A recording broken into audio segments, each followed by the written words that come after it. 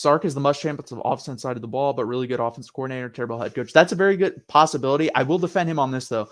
Look at Washington before he got there. They were 0-12. They went 6-6 the year after. That's pretty good turnaround. I know it's not a great record, but it's a 6-game turnaround. Also, this Texas program has been a dumpster fire. So I do need to see improvement this year. Don't get me wrong. I need to see 8-4. If he gets me to 8-4, I'm fully bought into him as a head coach, because that's be a 3-game turnaround. And I fully believe this isn't the year to compete for Big 12 championship. That's next year when you have Quinn Ewers in his second year, Xavier Worthy in his final year. The only person you'd be missing is Bijan Robinson, and everyone says that's a big loss. Go take a look at our running back room. That room has Jaden Blue. I think it's going to have Cedric Baxter. It also has Terrence Brooks. And I said this on a Texas video not that long ago, and I still believe it. I believe it was a spring game after video on the Texas channel. I said Terrence Brooks will have a better career at Texas than Bijan Robinson, in part because I think he's supremely talented, but for the most part, it's because he's going to be behind a better offensive line. The recruiting class that we just had this year for the offensive line is arguably one of the best in the history of high school football recruiting. So that's my opinion on that.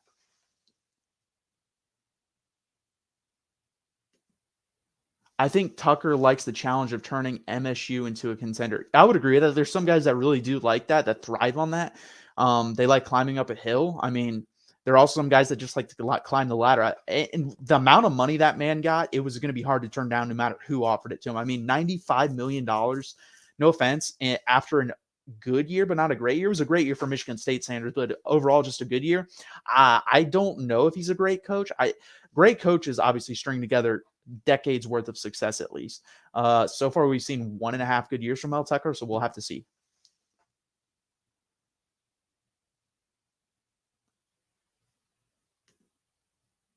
Golden Bluted, Lane Kiffin, and I like your channel, by the way.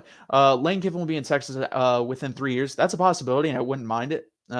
He was on my short list of guys when we were considering. Steve Sarkisian didn't come to mind, but then when you hear him speak, you see the concepts that he designs and the offense that he had at Alabama. Yeah, you'll say these are talented. And of course, Alabama's going to have a great offense. Steve Sarkisian put a record-setting offense together with that talent. Go look at the previous guys. Go look at the guy after him in Bill O'Brien, who's a god-awful offense coordinator, by the way. That's maybe a little bit too harsh. We'll go average offensive coordinator. He put up historic numbers with that talent, so that's why I like him so much. And I think there's a really good chance that he can do this here. He's got the talent now, wide receiver-wise, running back-wise, and quarterback-wise. He needs the offensive line. And that's why I say I don't think the offensive line is going to be great this year. I think it needs to be at least average for us to have a chance of winning the Big 12 championship, and I don't even know if it's going to be that. So that's why I say we're not competing for a Big 12 championship until next year.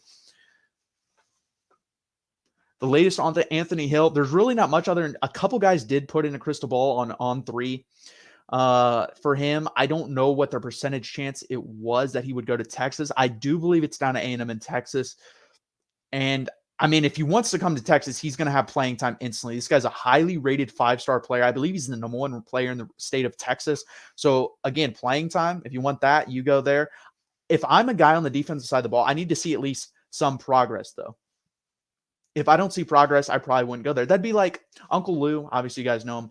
He brings up the same thing on his YouTube channel. Why would you come to Georgia if you're a quarterback to get developed? When's the last quarterback that's been developed at Georgia? Why would you come to Texas to play defense?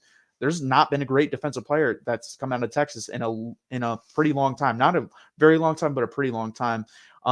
They've turned into good players in the NFL, but they were not great at Texas. They were developed in the NFL. Case in point, Kane Stearns for my Denver Broncos, 5th-round pick.